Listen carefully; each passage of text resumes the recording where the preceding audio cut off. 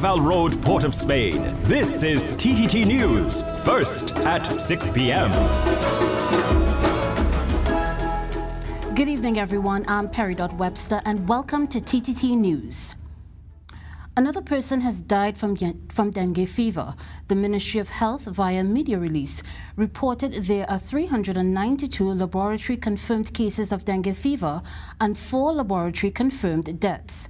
Health Minister Terence Dialsing is reiterating that spraying for the Aedes aegypti mosquito is part of an integrated management approach to vector control and is not the only solution. Speaking to reporters at the Health Initiative for Men at the Queen's Park Savannah, he continued to warn the population to clean their premises and ensure there is no breeding ground for the mosquito. He cautioned that there is a risk in overspraying. It's a danger to animal health, it's a danger to fish, it's a danger to other insects, beneficial insects, which form part of our ecosystem. And when you destroy your ecosystem, you could have unintended major consequences in the years ahead. Also, overspraying leads to resistance in the mosquitoes, similar to the issue of antibiotic resistance, where people are now resistant to antibiotics. And now, with 4 laboratory-confirmed dengue deaths in the country, Minister Dialsing said the increase in dengue cases is in alignment with what PAHO, WHO and the CDC have been saying. For families who have succumbed to dengue, that is really sad news. It must be emphasized, as we said at yesterday's press conference, that this type of situation goes in a cycle of every 7 to 10 years. And the last time we had a death of dengue in Trinidad and Tobago was in 2017. So this is consistent with what PAHO, WHO, CDC have been saying. First Gentleman of Trinidad and Tobago, Kerwin Garcia SC, has lashed out at criticism of the president's PAN camp as one that can stamp out crime. Sunalala reports. The PAN camp has been an unqualified success. Speaking on the final day of a 4-day PAN camp hosted by the Office of the President, First Gentleman Kerwin Garcia SC didn't hold back from essentially criticizing recent criticism. Following the launch of the PAN camp earlier this week, less than positive thoughts about the Panyard model to curb crime. The Panyard model works. Those of us who know it and those of us who have lived it for this past week now have to reach out to those of us who do not know that which we know and who did not experience that which we did, and show them all, editorial writer and social media commentator alike, the truth about the steel pan and the power of the Panyard model to transform lives. Education Minister Dr. Nian Gatsvidali also praised the 4-day camp, which she says gives youths an opportunity. And these are the kinds of things that we need to engage our young people in. It's so important for them to have these experiences in their school experience and outside of it, because it changes their minds and it makes them less vulnerable to the lure of crime and criminality. Because make no mistake, these things are very attractive to young people. So we must provide an alternative. And the Minister of Youth Development and National Service, Foster Cummings, said following this camp, he's now thinking of an idea to integrate PAN into a youth development program.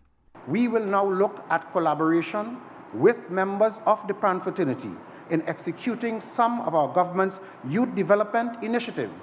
And for that, we say thank you. Minister Cummings said such a camp now sets the tone for every sector of society to use the Panyard model to promote youth development. Sonolala, TTT News.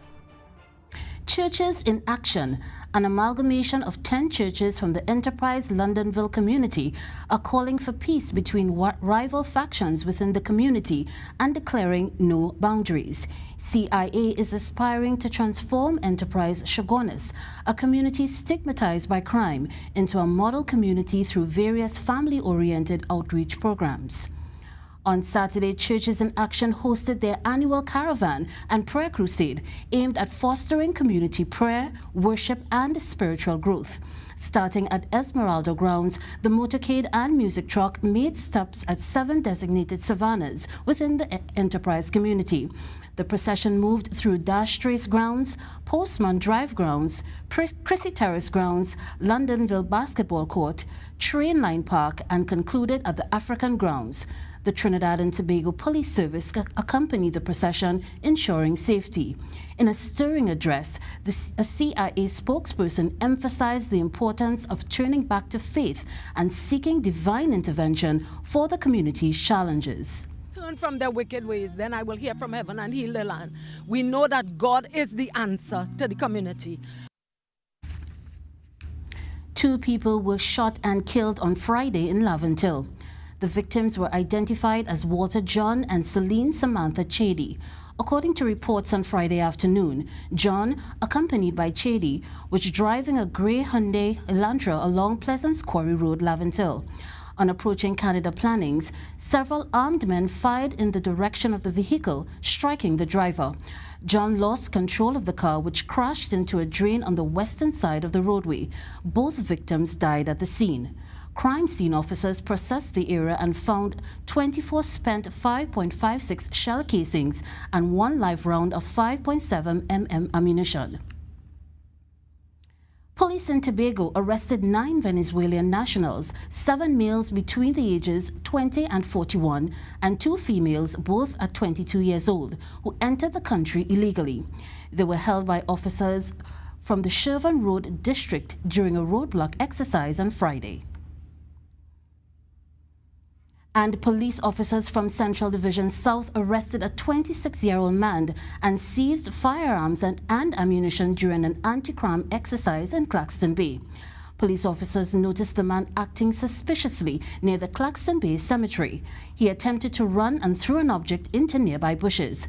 The officers held the man and retrieved 1 chrome and black Taurus .38 special revolver loaded with 5 rounds of .38 ammunition. Police officers also went to the Pipecorn Road, Carlsonfield, where they searched some bushes near an abandoned shed. They discovered 1 wooden and metal shotgun and 2 12-gauge cartridges. The items were seized and taken to the Couva police station.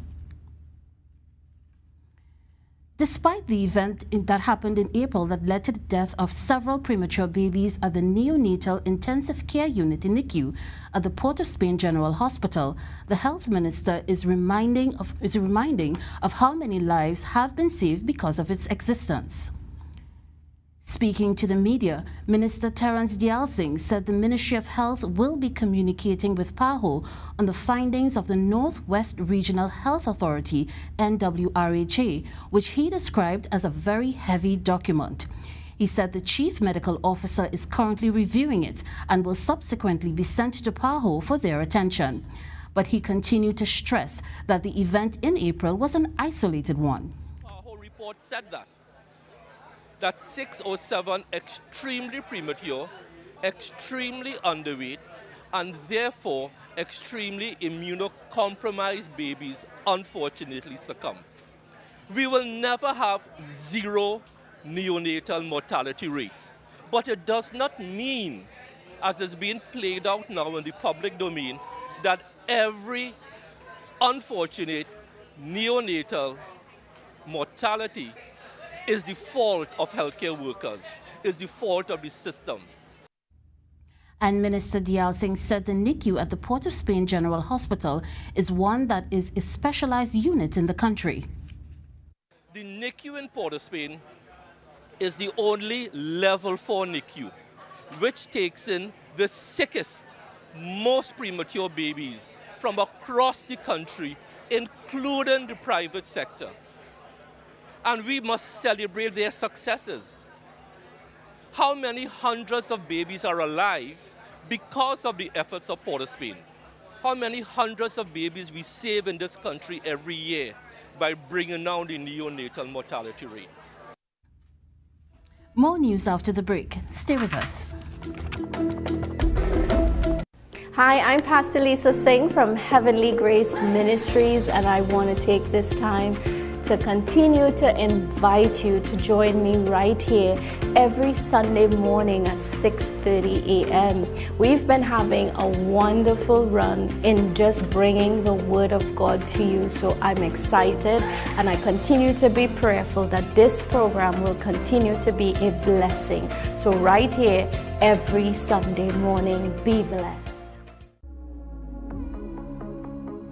Hello, my name is Jason, and today you are watching a special day of programming on TTT by me, TTT's television programmer for the day. Enjoy!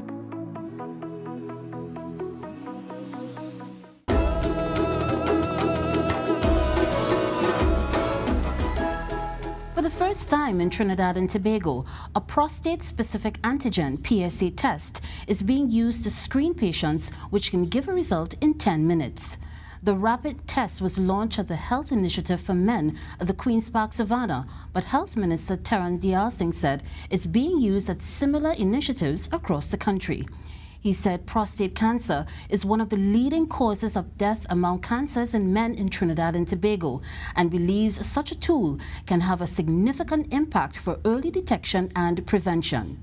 NWRHA this morning, where we are giving men a point-of-care test now for screening whether they have prostate cancer or not, and whether they need to go on to further investigations. For the first time in Trinidad and Tobago, we are using this rapid test, which you will see me use in a short while. We have never used this before in Trinidad and Tobago. It's similar to what people might be familiar with, a COVID test, a pregnancy test. What it does, in 10 minutes, as opposed to the old days where you had to wait weeks. Minister Diarsing, who did the test himself, explained that it is a valuable tool to have in the health sector. And if a person gets that second line, we then refer them to further testing, to further investigation. Local fashion designer Zwade Gervais is determined to foster a more environmentally friendly fashion industry with a twist through merging fashion techniques and his passion for agriculture. Keisha Marie Charles speaks to this entrepreneur who has hopes of sharing his knowledge with future designers while revolutionizing the trajectory of Caribbean fashion on the international stage in tonight's Generation Next.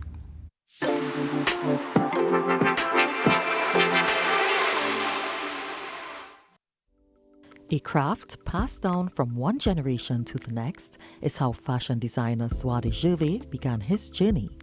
Zwade, who came from humble beginnings, says his interest in fashion began under the tutelage of his father, which later prompted him to further his studies through the Savile Row Academy to pursue tailoring on a larger scale. He explains that although tailoring was a legacy inherited from his parents, his love for agriculture also held a special place in his heart. When I got into tailoring, the depth that I took tailoring, it was too far to give up on it. Because it was both legacy from my parents and me having gone through the internship, the rigorous process with the Savile Row Academy. That was something I had to let go. And my passion for agriculture was still alive. So I had to find a way to merge both worlds. Zwade says he was forced to work outside of his comfort zone during the tailoring program, which focused on bespoke garments, a skill which he is grateful that he was able to gain to add to his already unique style of sewing. I already had experience with tailoring and sewing on machines. And the tailoring program, it was bespoke, but when I found out about the program, it was actually hand sewing. And hand sewing for me was a nightmare. I disliked to hand sew because I found it was too slow. But then the value of the hand sewing, when I do some more research, I realized that this is very lucrative to do, even if it's time consuming.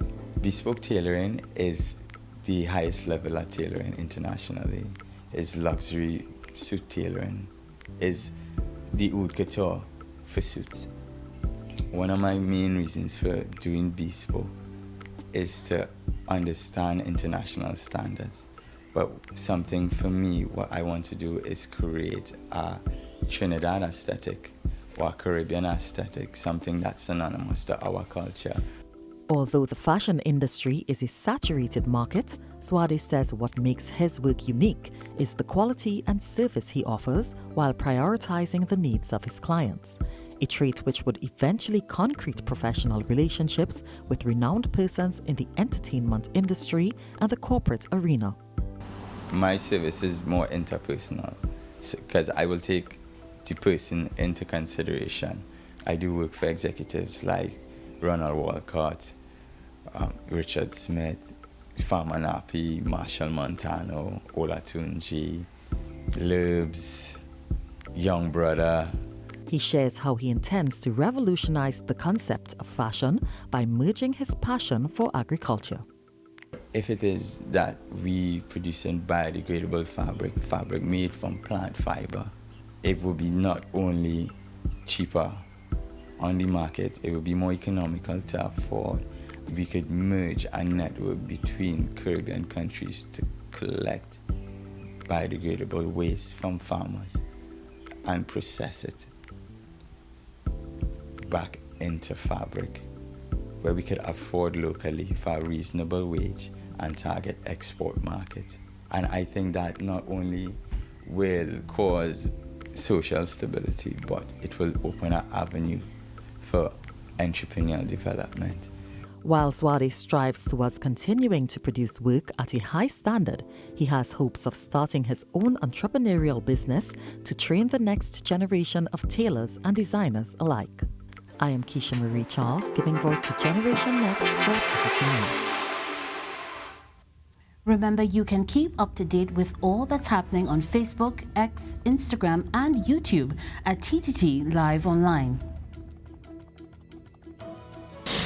All I have to say is star power. That's it. Star power. Somebody say Kaiso, Kaiso. I mean, I just love your definition, your confidence, you know, the commitment to your moves.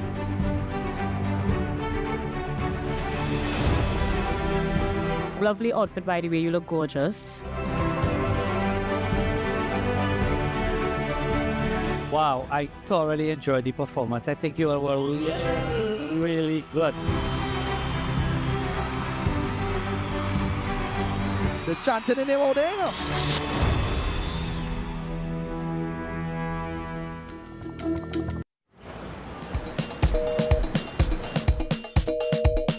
A new cell phone I buy, moving like it's back in time.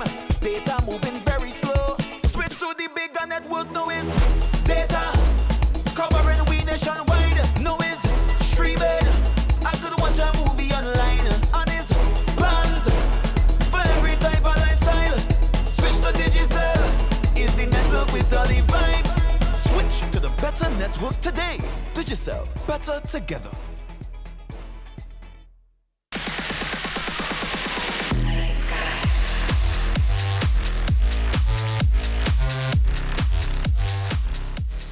The ongoing second test match between the West Indies and England at Trent Bridge closed day 3 with the game in the balance. Resuming the day on 351 for 5, the Windies were eventually bowled out for 457 with a lead of 41 runs. Joshua De Silva played a good hand, finishing on 82 not out. Chris Wokes was the best bowler for England, taking 4 wickets for 84 runs. England returned to the crease for their second innings and once more piled on the runs. Ben Duckett top scored so far with 76 and Harry Brook goes overnight not out on 71. England going to bed at 248 for 3, now with an overall lead of 207 runs. The match continues on Sunday at 6 a.m. Eastern Caribbean Time. The Women Warriors Wellness Cup, hosted by the Defence Force, is a welcomed addition to the football calendar and has proven to be a success in its first edition. Even more so after an entertaining final night of competition at the Hazley Crawford Stadium. Club teams, the Defence Force and Club Sando, made their way to the final of the 3Ws Cup with some impressive football as they turned back national representative teams from TNT and Grenada in the semi-finals. And it was Club Sando with some of that impressive football who almost had the first breakthrough, but they could not get a handle on the final finish. Their two top players then combined for the opening goal. Chelsea Ralph with a nice run and delivery to the Kitako sign, and it's 1-0 Club Sando. Ralph and Gosain were all over the Defence Force, and they were involved again when Chrissy Mitchell banged in a second item for the Southerners. The women from Tetron were not going to let two early goals deter them. Asha James looking for one of her long-range gems. But 2-0 in favour of Club Sando will be the score at half-time. Defence Force started the second half brightly, but should have done more after good work on the right flank from Shirella Mendez. At the other end, Mitchell released Gosain with an over-the-top pass, and on any given day, you'd have wagered on her scoring. Good save from Nicolette Craig. There was also some classy goalkeeping at the southern end. Kazi Lisa Maureen Grant denying Aliyah Prince. Mendez then earned Defence Force a way back into the contest. Penalty. Asha James stepped up and easily made it 2-1. The closing 20 minutes was fun to watch for fans of goalkeepers. At the final whistle, it will be Club Sando winning the Women Warriors Wellness Cup 2-1 over the Defence Force. Once again, Nikita Gosain was a judge, player of the match. Wayne Cunningham, TTT Sport. In basketball, Spartans TT defeated New Chapter Academy by a dominant 40-18 scoreline to claim the Under-19 title in the Basketball Fiesta in Balmain, Couva. The fun and action continued at the National Cycling Centre in Balmain, Couva as the Under-19 title was on the line in the Basketball Fiesta when New Chapter Academy faced off against Spartans TT.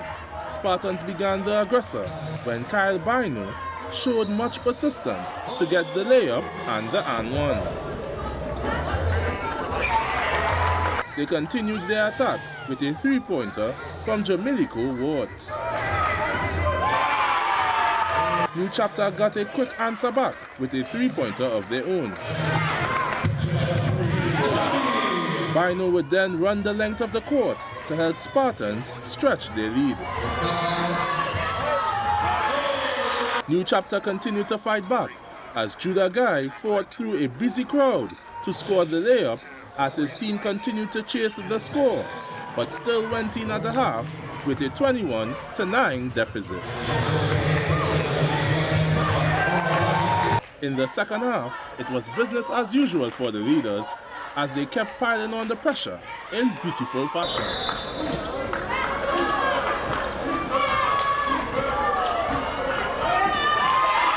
It wasn't for the lack of trying, as Haniel Nurse won and ultimately finished for his teammates as they did their best to stay in the game.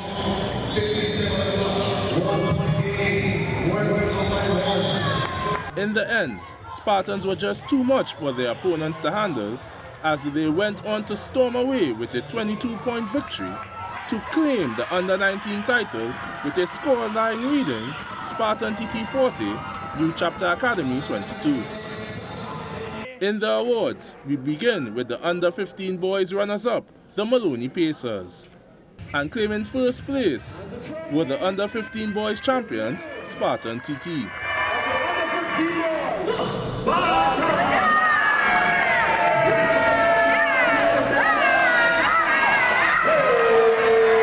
Winning the Under-17 boys MVP was Spartan TT's William Francis.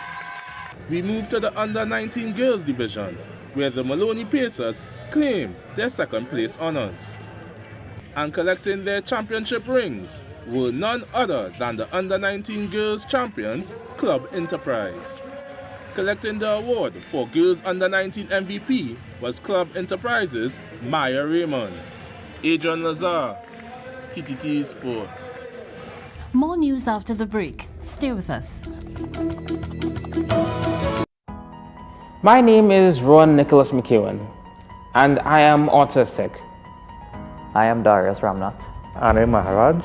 My name is Justin Jarvis. I am 26 years old from Ghana, Bumiaro. My name is Mayana Innes. I am a paraplegic, 4 years now. I am paralyzed from my waist down. Hello, I am Jamal Leger, and my disability, I'm from the deaf and hard of hearing community. My name is Beverly Ann Fitz-Allen. I'm a totally blind person. I've been blind for 40 years. My name is Trisha Bruce. I was born with congenital glaucoma, and as a result, I am low vision. Hello, hi, my name is Shari Walker. I have a profound hearing loss in both ears. I began my new life as a disabled person from the age of 35, after being a nurse for over 20 years. My name is Dr. Bipaya Pari, and I am a Junior Research Fellow at the Sir Arthur Lewis Institute of Social and Economic Studies at the University of the West Indies. But there is a need to highlight the contributions persons with disabilities are making to Trinidad and Tobago society. My name is Nabila. Thank you for listening.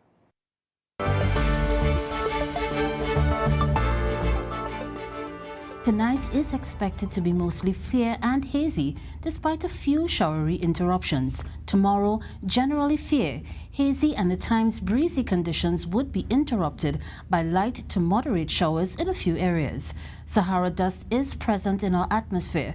Persons sensitive to this phenomenon are advised to take the necessary precautions. Seas are moderate, with waves up to 2 meters in open waters and below 1 meter in sheltered areas. 90 children from the St. George West District spent the first 10 days of their July vacation learning about East Indian culture through the Best Village unit of the Ministry of Sports and Community Development. More in tonight's Feel Good moment.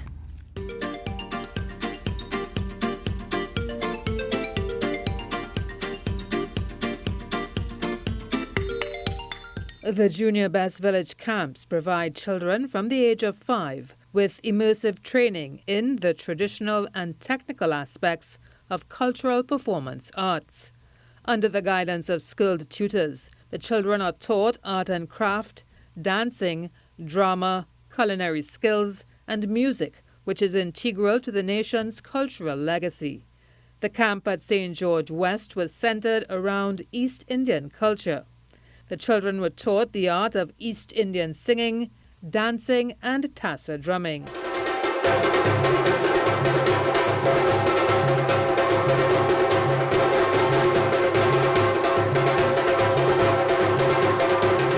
During the July-August vacation, we try to get the children to learn more about their heritage, the folk arts and so on, and that is why we have the Junior Best Village camps. So they would have learned all of the styles as it related to the East Indian heritage in Trinidad and Tobago. Because it was something new for most of the children, but they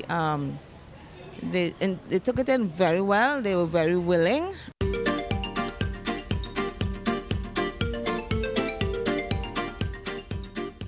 This is TTT News. Thank you for watching. Have a good night.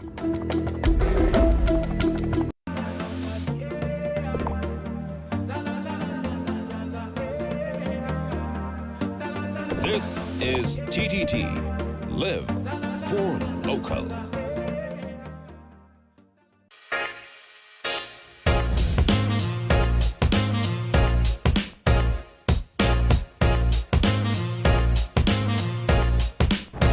The following program is rated PG-14.